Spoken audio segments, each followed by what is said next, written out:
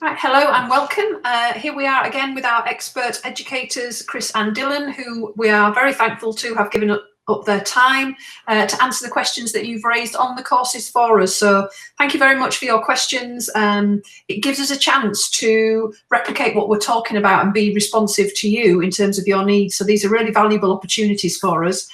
So we appreciate the questions you submit. And as always, the Q&A will go up online afterwards for you to return to regularly in time as well, because it'll be a rich feast, I'm sure, what Chris and Dylan are going to share with us. So if you have your pencils and papers ready, without further ado, we shall start with our first question. Our first question I've put under the heading of developing classroom culture.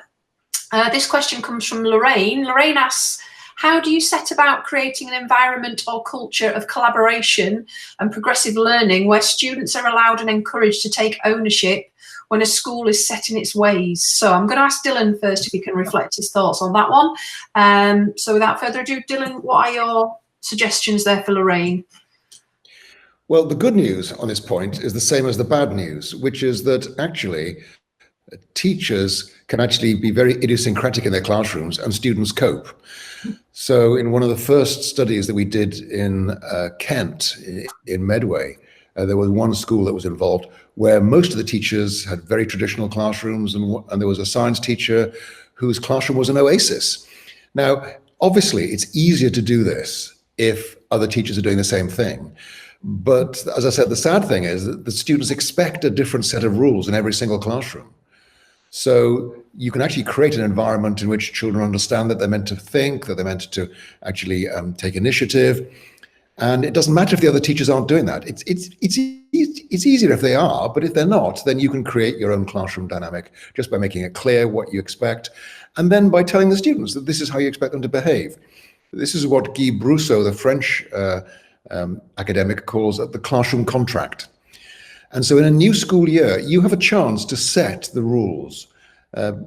You negotiate with the students. Every classroom reaches a negotiated settlement about what counts as a good answer to a question, what kinds of behaviors are accepted, what kind of responses to other students' work is tolerated.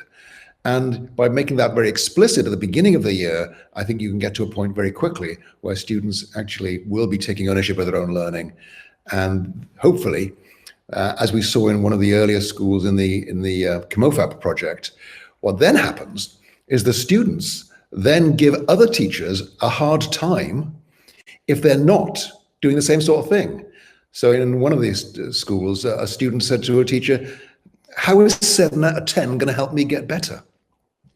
So once students get used to understanding what it can be like in their classroom, they can then bring pressure to bear on other teachers because they realize how unsatisfactory what those other teachers are doing is for their own learning. Thank you, Dylan. Chris, thoughts to add to that? I agree fully with what Dylan just said, particularly that if you do manage to get that collaborative, very responsible approach to learning with your students that happen in that CMOFAP school, then the kids do then start asking other teachers why they're not working with them in the same way. And as well as the CMOFAP project, that's exactly what happened in Jersey when we did a project with Jersey. And that was quite interesting because assessment for learning took off much quicker with the primary schools there than some of the secondary schools. And what was interesting was that when those students went from the end of primary into secondary, in their first year in secondary, the kids didn't ask. But in the second year in secondary, when they were in the equivalent of year 8 in Jersey, they did start to ask. They remembered what life was like when they learnt in those more collaborative classrooms at the end of primary. And that's when some of the teachers started to get asked questions about, why is it like this? Why is it not like something different? I think the other thing to say is, as Dylan was saying, if you start at the beginning of the year, it's very easy to set up those habits in your classroom. If you only starting to come onto it now and school's been running for several months or maybe for many months, then you've got to sort of take your time and plan for bring about those changes and think about what sort of things are gradually going to allow your students to take more responsibility, to become more collaborative, and to get that sense of ownership and agency that they need to sort of pull together in order to do this well. So, starting in the year is best to get these habits going. If you start in part way through, then it's gradually taking them through. And as they start to change their behaviours, actually telling them that this is what you expect and this is what you're pleased they're doing, this is what you value. And then you'll get that better response going on as you start to negotiate those learning contracts with your students. Thank you both. Thank you, Lorraine, for that question. Thank you both for your wise advice there about when and how to establish these collaborative behaviours with children. Moving on to our second question then from Jennifer. Chris, I'm going to ask you to respond first. Jennifer asks, how can I continue to use growth mindset language, which is something that we look at on one of the courses within the classroom, and encourage the students to use this language too? So it's about her continuing and building her students. So your thoughts on that, Chris? Well, certainly whatever the teacher uses, the language the teacher uses, the students will start to mimic. So you do need to get those correct terms out that fit in with a more growth mindset approach. So I think there are certain words. I think one of the words to avoid using is the word ability. So you're not going to talk to students about their ability. You're going to talk about their capability or their competence in actually developing some new ideas or some new skill. And particularly avoiding talking about children being low ability and high ability. I hear that quite often in many classrooms, even though those teachers tell me that they're approaching things from a growth mindset viewpoint, they still tend to label and categorize children sometimes, and you need to avoid doing that. Yeah, you might talk about low or high attainers, but I would just talk about children who have been successful in this test, or children who have put the effort in this test or in this particular task, and what they have done in order for it to be a better task or a better performance in that task than they'd done previously. And that use of the language that Carol Dweck talks about quite often, which is, when children say, I'm not able to do something, it's I'm not able to do this yet. And what I need to do in order to move forward with this is, so that you start to get them understanding where they need to put their efforts and where it is that they really need to try and move forward with their ideas or with those skills. One of the words I actually ban my trainee teachers, my pre-service teachers using is the word marking, because again, although it's not necessarily sort of quite what Carol Dweck says in her stuff about growth mindset, but it's actually getting children to understand your role and you working with them, that you are the person giving them advice and guidance. So I tell my pre-service teachers that they have to say when they're collecting in students' work, that I'm collecting in your books to have a look because I want to give you some feedback. I want to find out where you are, and I want to try and help you move forward with your ideas. So they're not marking their books, they're looking at their books for evidence to inform both their teaching and students' future learning. And it's this whole sort of way of using language so they start to understand what you value in the classroom. And I still remember, we're going back to the CMOFAT project again, but in that the lesson that we use in the book that we wrote about photosynthesis, where I suddenly realised I was the actual researcher in the classroom who took down that transcript that we used for that teacher. And I suddenly started to realise he's using the word thinking. That's about the 10th time he's used the word thinking in the classroom. I don't think he ever, and I was looking back through my notes to see whether he'd used it in previous lessons, and he hadn't. Suddenly this teacher, within just a couple of months of taking on these ideas and thinking about what his role was and the role of the students in the classroom differently because of an assessment for learning approach, started to change the language he used. And gradually over time, we started seeing that same word, that same verb, thinking, used by the children when they knew that was what the expectations were for that particular lesson. So you're quite right in saying that, you do need to transition from maybe a language that you use in the classroom that's not promoting growth mindset to one that's promoting it more. And it's just really, as I say, avoiding some words and particularly looking to use others.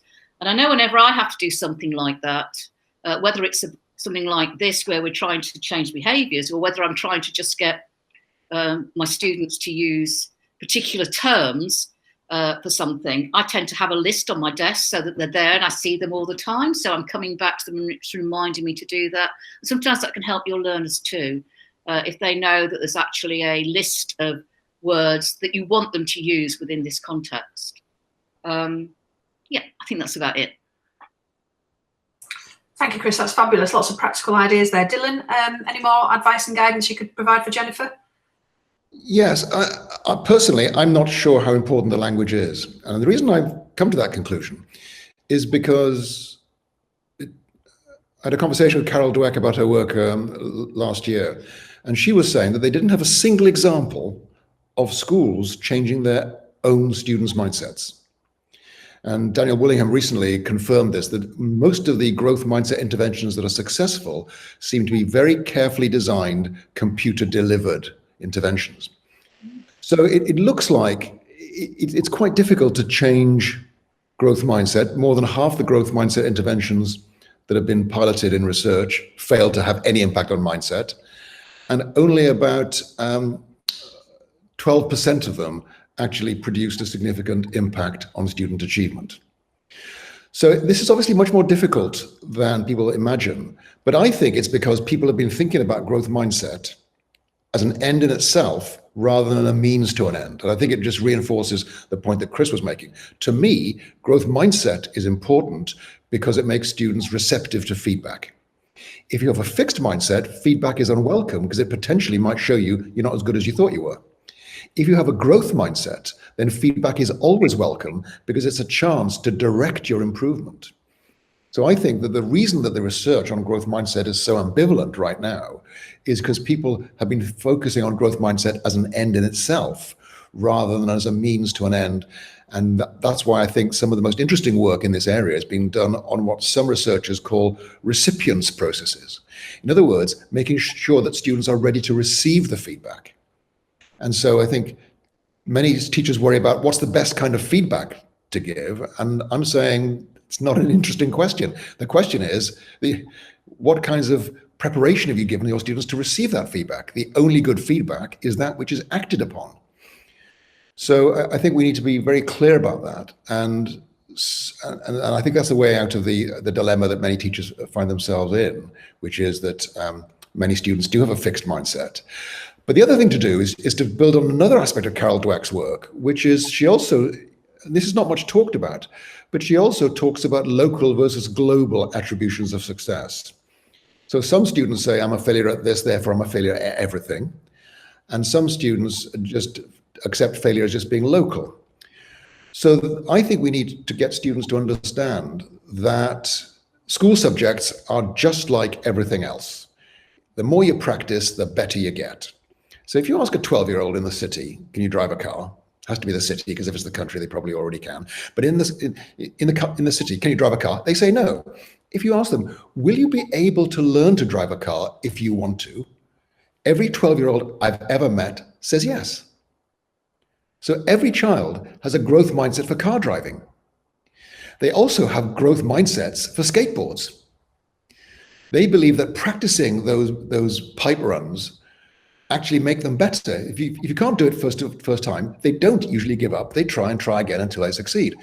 And the challenge for the teachers is to think about, how can I make students understand that maths and science are just like skateboarding? The more you practice, the better you get. And I think that's the thing to bear in mind when you think about the language that you use these topics. Thank you both. That's fabulous. It reminds me of, we just get so many rich ideas from the pair of you. We've only had 2 questions already. And I think you've talked previously on other Q&As that we've had about this idea about kids can learn things in different contexts. I think, Chris, you've mentioned once about some research where we can switch children's learning buttons off. And it's, getting that switch back on is a challenge for teachers. So that's really encouraging to think about it in that sense. And it also made me think, with you both talking about feedback, that we have got a feedback for learning course as well, which will help our learners on this course take those ideas further to help their students learn. Fabulous. Thank you. 2 questions in. Right. Question number 3. So this is from Alexandra. Dylan, Alexandra asks, are there any creative ideas for creating classroom collaboration through online learning.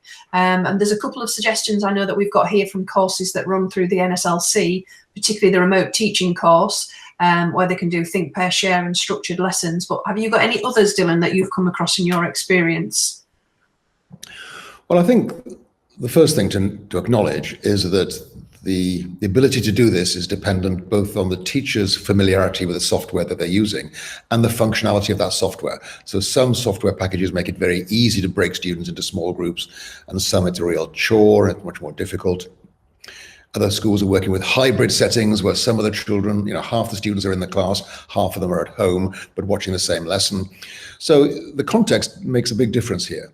And that's why I think we need to go back to the original research on collaborative and cooperative learning. And the research there is pretty clear and largely ignored. So what the research shows is that cooperative and collaborative learning are successful when two conditions are met. The first is that students are working as a group, not just in a group. There's a joint venture here. And the second, much harder to secure, is that every single student must be individually accountable to the group for putting forward their best learning efforts, and the rest of the group must be able to monitor the quality of those contributions. So many teachers set up online collaborative tasks in such a way that 2 or 3 students in the group can do the work for the whole group. And if you do that, you will not get the benefits of cooperative and collaborative learning. And I think the best analogy here I can think of is the orchestra. One student playing a wrong note because they didn't practice spoils the whole group's performance, group goals, and everybody knows who played the wrong note, individual accountability. So I think thinking about how we can set up those online tasks in a way that every single student must be required to put forward their best learning efforts for the group as a whole to succeed is the really important factor here. And once you get that right, I think the technology becomes a second order effect. Thank you, Dylan. Chris, have you got any advice to help Alexandra on this one? So not so much from the online, I'll come back to that in a second, but just from what Dylan was saying there, I think one of the researchers that I've found most interested in developing collaborative behaviour in children, this is more in science and maths, ordinary lessons rather than online ones, is some of the work by Neil Mercer. When he did early work, particularly the stuff that he did with Phil Scott, where they were working on developing those collaborative behaviours in the classroom so that you got learning together, as the project was called. They were really useful because children were not used to working as a group. They were used to working in a group. And I think that that is particularly helpful. And I think some of the later things that he's written about, where he talks about developing scenarios where children can have interthinking, where obviously that is very, very close collaboration if they're actually interacting and sharing ideas and bouncing off one another, could be useful in thinking about this. Taking it to online, I mean, many schools, particularly as I had to move into doing lessons online, are using Google Classrooms now. And certainly I've seen very, very good examples where teachers set up Google Classrooms, not just so that there's better interaction between the teacher and the learner as time goes along. Maybe it's not strong at first, but that gradually builds up. But where they actually start getting learners to take on more of a role in peer assessment or in working together to work out assessment criteria and so on. And I've seen that particularly used with classes of sort of 14 to 16-year-olds, where they actually learn to converse online in a way that's productive. So I certainly think that one of the opportunities that's been pushed itself forward with COVID restrictions has actually helped many classrooms with that. And I think it does gradually come over time as they learn to use the language, again, modelled first by the teacher in their interactions with the learners, and then the learners taking on a similar language when they're working with one another. Thank you both very much. That's really interesting. I think it's great, Alexandra, you asked that question, and I think both Dylan and Chris have challenged us as to why we're actually doing it, the purposefulness of the activity that we're undertaking and how to make it actually beneficial. Okay, thank you both very much for your thoughts on that one. Now moving on to a section I've called Supporting All Learners' Needs. So some of the courses that we have look at how we can differentiate and support all the students in the classroom. So Roxanne has asked a question, Chris. How can I use and it was a quadrant activity we had in the differentiation course called PACE, the Practice, Apply, Correct, Extend method, effectively with a mixed class. I'm not going to say that word because we're not using that word, where children's learning needs vary from those with special educational needs to those who are attaining high. Roxanne says her understanding is it's best to differentiate using the method for the class where they complete 4 grids. I don't know if that's something we said they had to do, but is there a less time consuming way that we can get not necessarily just PACE, but effective differentiation going for our different learners? I think PACE is useful in terms of sort of thinking about the many different ways that the children can contribute and take their ideas forward. And so you get differentiation from them trying to do things in those different ways. But I think in this case, if you've got such a wide range of students in terms of their capability, that I would be looking maybe more, or what I certainly see good teachers doing, is looking more to how can they support one another. So I certainly think maybe paired work or even group work using PACE might be better than trying to do this for individual students to work on, so that they gradually can all contribute. And from that, students who maybe couldn't quite get there on their own are able sometimes to take on what another student has done and realise what a finished product might look like. So gradually they come to learn how they can do this in a supported way, and eventually, hopefully, they will, with enough practice, they'll move on to be able to do it for themselves. So I think it's thinking about differentiation through support as well as differentiation through structuring it in the way that PACE does. Lovely, thank you, Chris. Dylan, any thoughts to help Roxanne? Well, I think the thing that I found most helpful is a change that we noticed in some of the teachers that we worked with in the various projects about how teachers think of time. So often, to begin with, teachers would say, I haven't got time to do this. So time was felt to be a constraint. And over time, these teachers thought of time more as a precious resource. And this is where the work of Vilfredo Pareto, the Italian philosopher, sociologist, and economist, is so useful. He's basically saying, let's use the resources we've got in the most effective way possible. Of course, we could always do with more time. But given that we've got the time we've got, the question is, if you've got an hour to prepare for a class, what use of that hour is going to have the biggest impact on student achievement? And so, Chris has talked about this in the past in the way that you might mark books. You could mark books individually. You could actually scan all the books and see if there's some students who need particular individual attention. You might just read the books to find out what things you need to do whole class feedback on.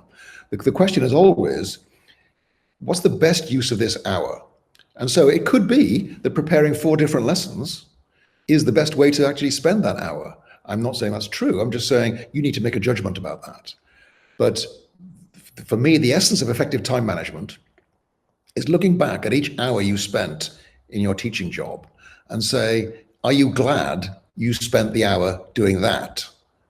Would there have been a different way you could have spent that hour that would have been more satisfactory?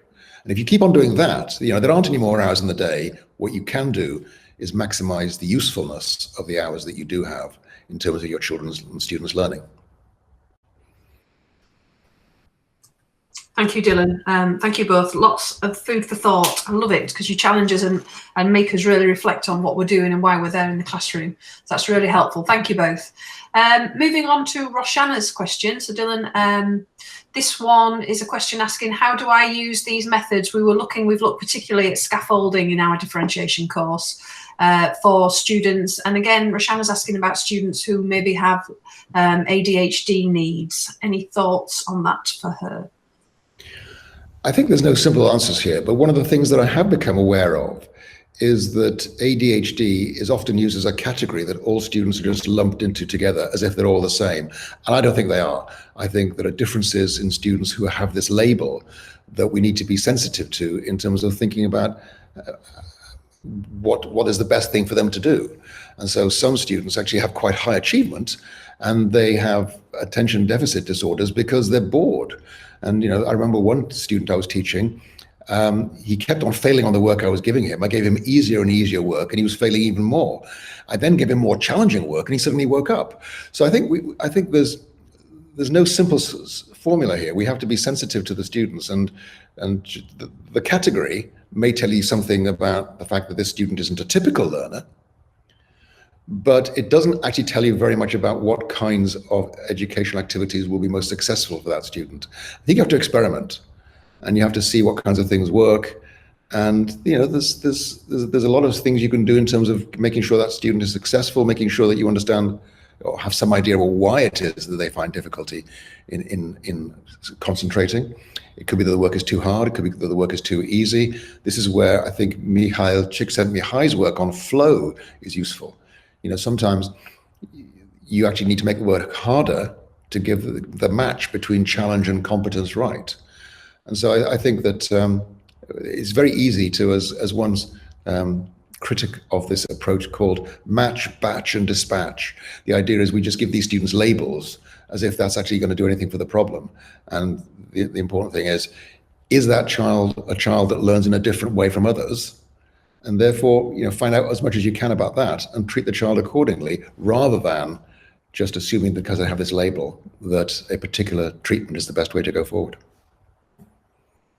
Thank you, Dylan. That's lovely. Chris, any advice, guidance, support for Oshana from your experience? I think the last thing there that Dylan said is the key to this, and that is that know your kids, know what's probably going to work with them. Try that and adapt that, and that's what I see good SEN teachers doing when they know their children's needs well and know their children's aspirations and expectations and interests. Then bring that all into making that decision about what you're going to do in terms of getting that kid working, and that seems to work best in those sorts of classrooms. Can I just make one more point there? I just realized that some people might interpret what I said as an endorsement of the idea that children have different learning styles, and that there is no evidence for that. It's what I'm thinking here, the sorts of things that Chris was talking about in terms of finding out what will engage your students, what kinds of things they're interested in. Sometimes you just start from what the student is interested in and try to bring the subject onto the kinds of work you want them to do.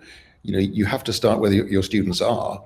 And so that's, I think, is crucial. But as the research is now pretty clearly showing, there is little or no evidence that trying to teach students in particular ways, according to whether they express a preference for visual, kinesthetic, or auditory learning, there's no evidence that actually makes a difference. It just makes more work for the teacher. Now, I was thinking, Dylan, actually, of a kid I taught all those years ago, who used to do a lot of work with his granddad in his pigeon loft. And we had to nearly always try and relate whatever we were doing, whether it was Hooke's law or anything, to pigeons. So it's quite easy in biology, much harder in physics and chemistry. Right. I remember a kid like that that I taught in Shepherd's Bush. And he was just obsessed with travel. So for his major project, he actually planned a round the world trip in the days when none of that was online. And you actually had to research these massive books. And then I discovered that if I dressed it up in a travel context, it worked. Incidentally, I bumped into him, his older brother and his father at the IKEA in northwest London about 10 years later, and he's a travel agent. I was going to say, is he a travel agent? That's amazing. Yes, he is. A success story. Well, there you go. These things are careers. Well, that's brilliant. And I feel very honoured and privileged to spend time with you two. It's always enlightening in so many ways. That's fabulous. You reminded me, my physics teacher, so we're talking, biology, physics, we did Subat equations in year 9.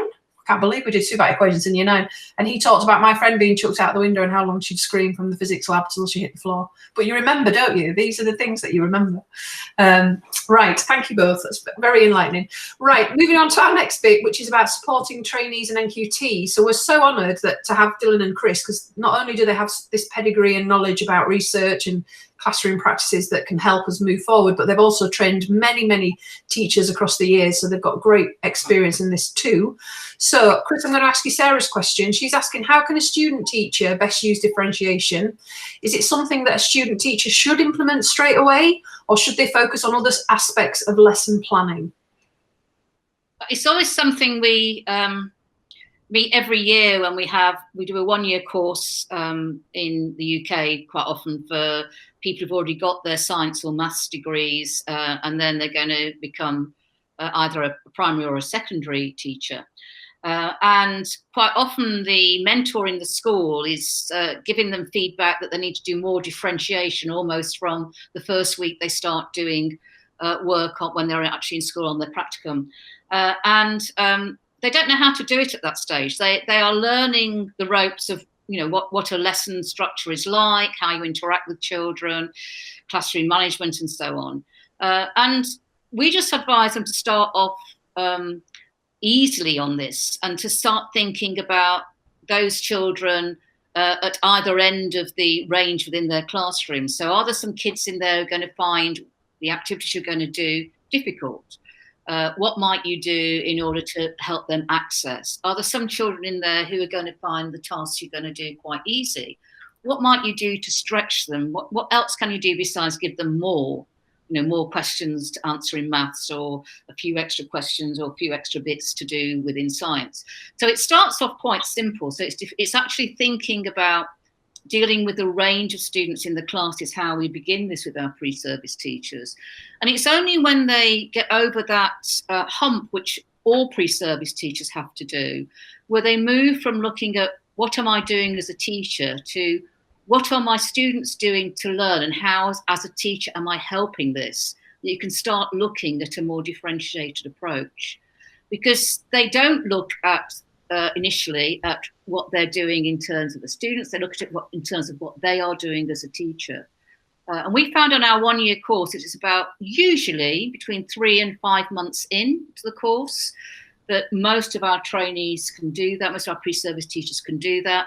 Fortunately, on our course about that time, we have quite a good assignment, which helps us key the ones who've not quite picked those ideas up into thinking about that and moving forward, so that over the remainder of the 3 or 4 months that they've got to practice in the classroom, they do then start to think about differentiation in a way that actually is more linked in with the learner's progress and the learner's needs.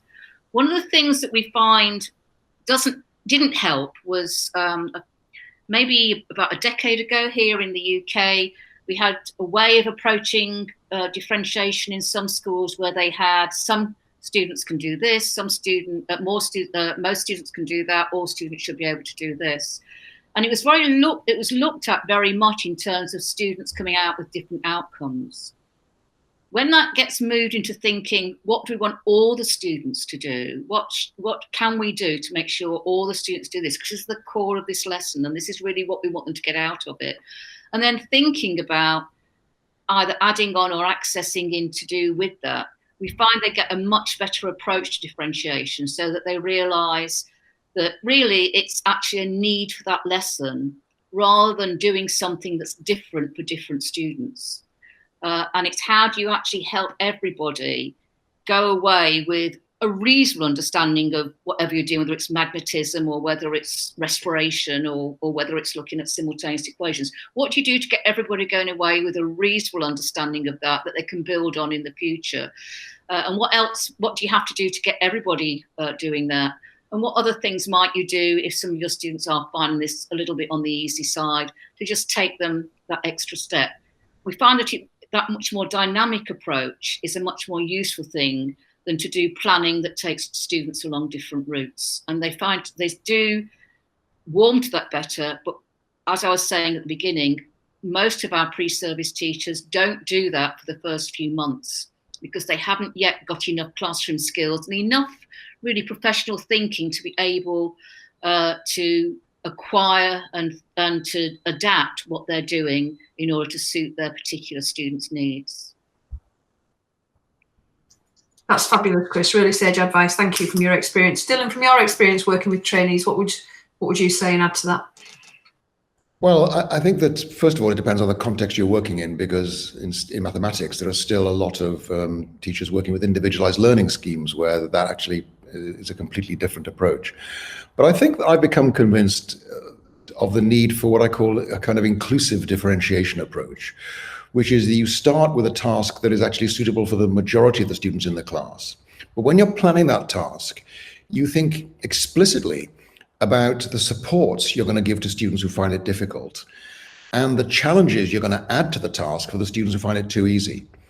So it's a kind of differentiation by outcome, but it's not the kind of lazy differentiation by outcome by asking every single student to write an essay on what I did on my holidays, where you just throw it out there hoping the differentiation will come. The idea is that the teacher themselves plans the differentiation. What will be the axis of differentiation? So for example, in mathematics, you might introduce to students one way of finding the area of a trapezium. Take a trapezium, slice it horizontally between the parallels, flip it over, it's now a parallelogram, the height is half h, the base is a plus b, there's the formula. But then you say, are there any other ways of doing the area of a trapezium? And so the teacher then gets the students working in groups, and the task is to find out how many different ways there are. And there are actually 13, and one of them involves similar triangles. So when a teacher sees that a group is actually coasting through this quite easily, the teacher might prompt and say, okay, one of these methods involves similar triangles. Complete the trapezium into a triangle and use the properties of similar triangles to subtract the area of the smaller triangle off the bigger triangle, which requires quite a bit of algebraic manipulation. But the idea is that the whole class is working on the same task. So you're not making some students feel bad because they're doing easy work. They're all working on the same task, but the teacher finds ways of providing support to the students who are finding it more difficult and provide challenge to the students who are finding it too easy. And that's what I mean by this inclusive model of differentiation. The other strategy that I think works quite well is to support students, but then challenge students by actually adding a metacognitive dimension to the task. So if you've got students practicing equations, solving equations, which I think is still a valuable activity, if a student finishes too quickly, you could say, okay, make up 3 more equations like this on your own. That's the easy version. The harder version is make up 3 more, one easier than these, one harder than these, and one about the same level as these. So you're pushing the students to think at a more metacognitive level about what makes an equation easy or difficult to solve. And so just having a kind of repertoire of these kinds of add-on questions that you could add to an activity just to challenge the students, and to think of that in the lesson planning rather than trying to come up with it in the lesson, because it's just too difficult in the lesson as a novice teacher. Experienced teachers have these at their fingertips, but novice teachers, plan that. So what would your extension question be? What would your way of making it a bit more difficult for that very able student? And then, as Chris said, you move on to the more relevant, more powerful techniques for differentiation as you get on top of the basic job. Lovely, thank you both. Thank you, Sarah, for that question. And it's really interesting, the ideas that we're getting from Chris and Dylan, and also that idea of progression of us as teachers. So Ruth is asking, she asked a question, actually I've put Dylan down for it first, even though she name's Chris, but I'm going to get you both to input on it. Ruth asks, as a science lead, I normally invite trainee teachers and NQTs into my classroom, but obviously it's not able to happen at the moment because of COVID, so getting a chance to see expert practitioners is much more difficult. So Ruth asks, are there any ideas about effective ways that best practice can be shared with colleagues instead of this usual approach? So I'll start with Dylan and then I'll go to Chris. So Dylan, your thoughts to help Ruth? I think anybody who says they've got any idea about best practice in these hybrid and online learning environments is just talking nonsense. This is just too new. None of us really know what we're doing with any kind of certainty. We certainly don't have any research evidence. So I think that, I wouldn't use the phrase best practice because we don't know what it is yet. Education is very complex. Online education is even more complex. And I would just keep it simple. Invite the student teacher into your Google Classroom. So whatever you're doing, have your student teacher as a student in that classroom in the way that you have them in your face-to-face classroom, and then have a debriefing with them afterwards and say, what did you find interesting? What did you find surprising about that lesson that you watched? And also you could ask the student teacher if you have any kind of comments for me about making my own practice more effective. So that might actually make the student teacher observe the practice in a more engaged way. The work of Alison King has shown that telling people to observe something or listen to something with an instruction before the presentation begins, that you will have to ask a question at the end, makes them get more engaged in that activity. So I would just say to my student teachers, just log in, just audit, as the Americans say, kibitz maybe, we might say in the UK, the lesson, and then I want you to ask me at least one question at the end. I must say that most of our trainees do go in and watch more experienced teachers having a go at trying to get this to work. And Dylan's quite right. It is a novel teaching for us all. We're doing all our teaching of our trainee teachers online, and that's got its own difficulties as well as to working with them face to face in the classroom. But I think one of the things that might be possible or might be useful is if you can set up a camera at the back and video you as the teacher and what you are doing, so that you can maybe watch it together. So you or maybe get the trainee to watch bits of it afterwards and to pick out things and to be able to ask questions about certain bits that went on. Because one of the things that we often find is that they don't understand what is going on in terms of the teacher thinking. They don't always understand what has gone on in terms of what that class has done before and why that teacher is actually responding to the learners in the way that they do, or why they plan something in the way that's there. So it's actually, just maybe taking snippets and just focusing in on those and starting that conversation about what's going on. I mean, we're the same in terms of usually we go in about this time to watch our trainee teachers teach along with the mentor, and then we give feedback to the trainee. Well, we can't go into school because of problems of transmission of the virus. So we are actually going to feedback sessions. We're also not allowed to watch the video of the lesson because of actual GDPR. So what we're actually doing is we've got a lesson plan. We need to talk to the trainee with the teacher on a lesson that we've not seen, but the mentor's seen.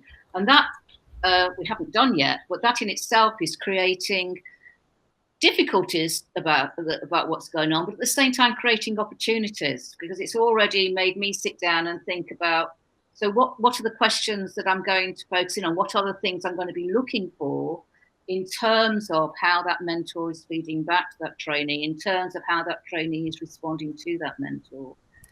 So I think it is sort of, trying to look for opportunities in whatever you can manage that creates that professional conversation about the events that's going on in the classroom. So you need some way of trying to get the events across to the trainee, whether it's a video or whether it's just maybe you as a teacher talking through the teacher so it's a vignette of what went on. And then creating those that sort of focus within the discussion that will actually help pin them down to look at particularly at targets that they've got for the moment, whether it's about asking questions around the class or whether it's about classroom management or whatever, so that the training can start to make sense and see things from that more experienced teacher's viewpoint, as well as what they see when they collect whatever information they can from that classroom. Thank you, Chris. Thank you, Chris and Dylan. There's some, I think, really sage advice for helping develop younger teachers in the profession, thinking about them coming in and focusing that thinking and reflection. So really valuable. I've just made a note of where that is in the video because I know I'm going to come back and listen to both of your ideas there, because I think, you know, as teachers, we're wanting to develop and support younger teachers. So there was some fabulous ideas there from both Chris and Dylan. So I'll be coming back to listen to those. Thank you both. So we've got a question here. Sustaining changes to practice is our next little section. Another question from Alexandra. I've got Chris down for this first, and I think it links to some of the ideas you've both talked about already. But Alexandra asks, any creative ideas to find time for planning some of the activities that have been modelled on the course? So, you know, obviously we share teachers doing things in schools. How can we support others developing those and finding time? So Chris, what are your ideas for Alexandra? I think it's what Dylan referred to earlier. It's actually making those decisions about what you don't do, so you've got time to do the things that you think are important. And certainly when I go back to, you know, my own life as a teacher, which is a long time ago now, but for the 13 years that I've taught, I did far too much marking when I could actually have been doing reflections on what went on and planning to make my teaching better and therefore make the learning better for the students. And I regret that now. But I was caught up in that sort of habit of collecting work in, marking it, giving back to the students, with really neither me as a teacher nor them as a learner really getting much evidence about what to do next.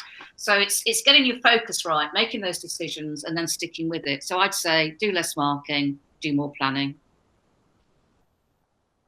Lovely, thank you, Chris. Dylan, any more to add? I know you've talked about time. Any more ideas that will help Alexandra? Well, there is only one way to create more time, and that is to slow the rotation of the Earth on its axis, so we get more hours in a day. That's the only way we can actually get more time. And since most people aren't able to do that, we have to listen to what Chris says, which is to make use of the time we've got.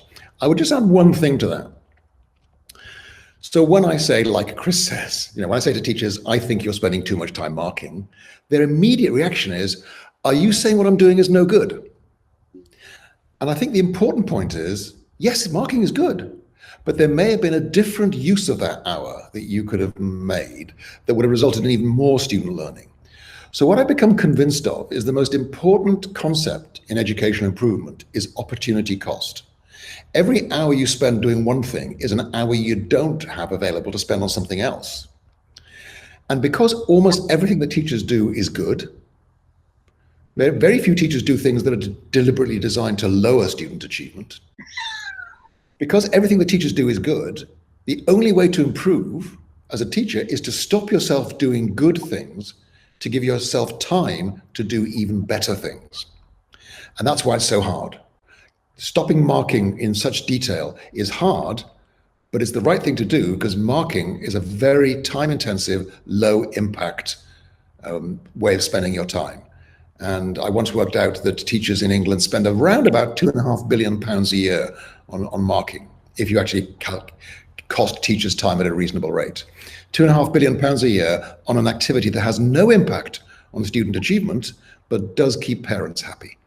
So this may be the most expensive public relations exercise in history. We need to think about ways we can communicate to parents about why they're not going to see quite so much individual marking. So we have to keep parents in that loop, because otherwise they'll just feel that the school's falling down. Because parents have no idea what's going on in school. Children like it that way, so they don't communicate with their parents. And marking is one of the ways that parents monitor whether it's a good school. And so if we're not going to have the salience of marking in the books that parents are used to, we need to make sure they understand why that change is taking place. And the result will be more personalized, more useful feedback for their children. And whenever parents have that explained to them, they're usually incredibly positive.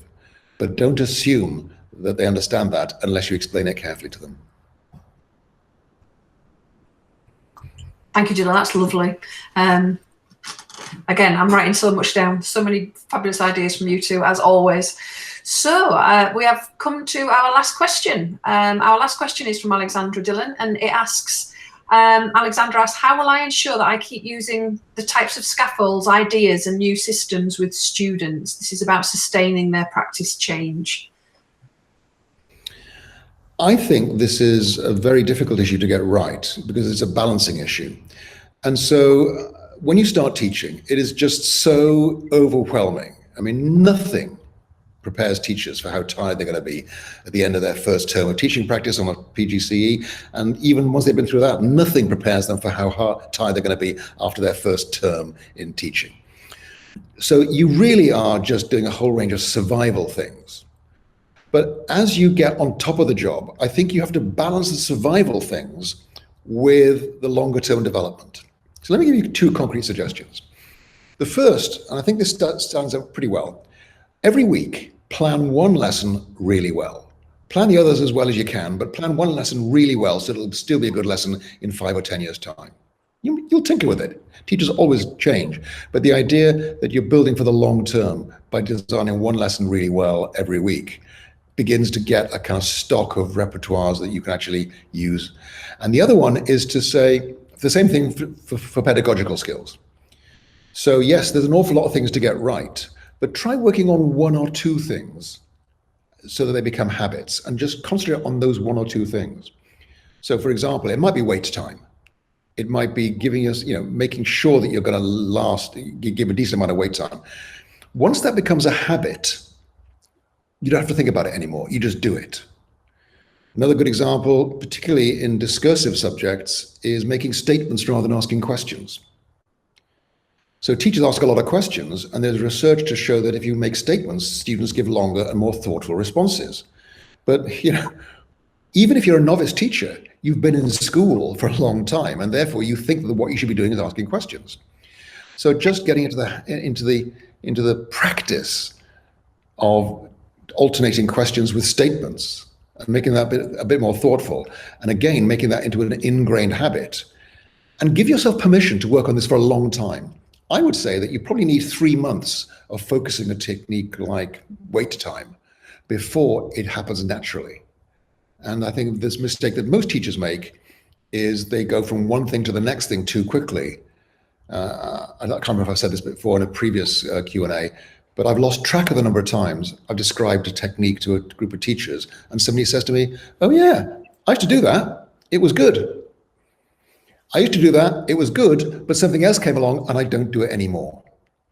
So if you want to accumulate expertise, then I think you have to get certain things to be second nature, to be habits, before you move on to anything else. And that would be my advice for sustaining this development. And once it's a habit, then you can move on to something else.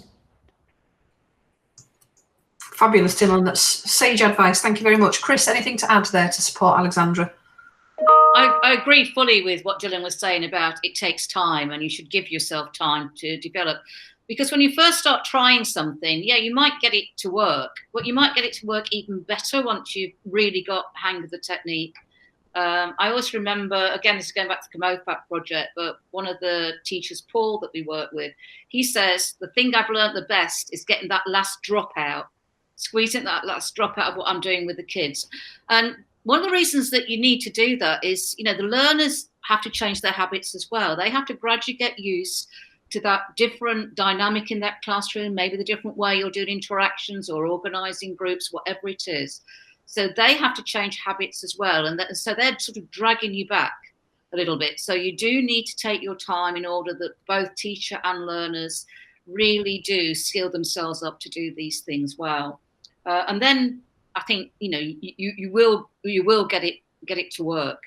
I think the other thing that maybe you might think about is actually working with a colleague on something. If you can find a buddy, a partner who's also interested in maybe, asking better questions, or maybe working on how do I do better collaborative work with my classes, and just having a check-in with them, a regular check-in, whether it's over coffee or whether you formally meet, once a fortnight, once a month, but just so you can check in on how things are going and pick up ideas for them. Some of the best ideas I've picked up and still pick up from is what I see or hear colleagues do, and I think, oh, that sounds quite good. I'm going to have a go at that. So they're actually understanding new ideas, novel ideas, why other people find them to work, how you find them to work, and talking and developing that professional knowledge and understanding about how practice can help students' learning. It is not only a useful thing to do so that you learn more, it's actually quite motivating as well, and you persevere and keep going with it. Because sometimes it's quite hard. to keep things going when things get tough. I mean, you know, it's November, it's a cold day, must be quite hard in the classroom today on a Friday for you know, teachers to actually take these new ideas forward. They might be able to do it on a Monday or a Tuesday, but doing that on a cold Friday afternoon maybe is quite difficult, and so you need that motivation and perseverance sometimes. Fabulous, both. Thank you so much. I'm going to wrap up. I don't know if there's anything you want to say at the end. Please feel free to chip in.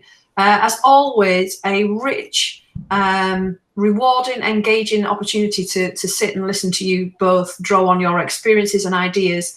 I think for me, what's come out really strongly today in this Q&A is this idea about the classroom as a learning environment and what the teachers and students' roles within it are. You've talked about the teacher, you know, making it clear and establishing this right early on if possible, but that they're there to advise and guide, that they're there to develop students' learning behaviours, that they're sensitive to their students about where they're at, they're drawing on evidence and using that to infer and think, that teachers are there to model, that teachers are there to consider the classroom from the students' learning perspective. I think that came across really strongly from a lot of what you said. And also, I think it came out really loud from both of you, was this idea that we use time in an impactful way. And Dylan had that phrase in the opportunity cost, that, you know, we want teachers to be engaged and well, you know, well-being, and it is about using that time smartly for the students. And then if that's the teacher's role to develop those things, then the roles that they want to develop for the students are this. And I think you both said it really strongly, that receptiveness to feedback, that it is about learning as a journey and we're all on it at different points, and that we need to nurture that in our students, and that they see that they have to collaborate. That came across really strongly, that they're collaborative in that learning environment and active in the learning process, that there's interthinking between them, that they're peer assessing each other to ultimately become that independent learner where they can do all of that without them. So it's nurturing that role over time. I think you've been amazing today, that you've scaffolded and supported us. You've given us lots of ideas. You've given us research that we can go away and engage with ourselves later. You've encouraged us. You've encouraged us that it's small steps. You know, it's not a go out and do this quick, that it does take time, embed it, but it's the fact that we think and reflect. And I think you've really challenged us today to think purposefully about why we're doing what we're doing. And it's that challenging us and making us think and reflect on our practice that's going to actually change our habits and behaviours. And that habits and behaviours has been talked a lot. It would be interesting to do a word search on what you've talked about today. And you've also entertained us. I'm going to go away remembering your anecdotes with you in the classroom. That's something that's cheered me up today. So thank you both so much. It really is a fantastic opportunity and an honour for us all to be here. Thank you to you teachers for the questions, because without those we wouldn't have a Q&A. Thank you to the National STEM Learning Centre for the courses that they run and the resources that they provide on their website, and also to Matt in the background who's done this. So I don't know if you have anything to add, but thank you from me. It's been, as always, a really rich learning experience.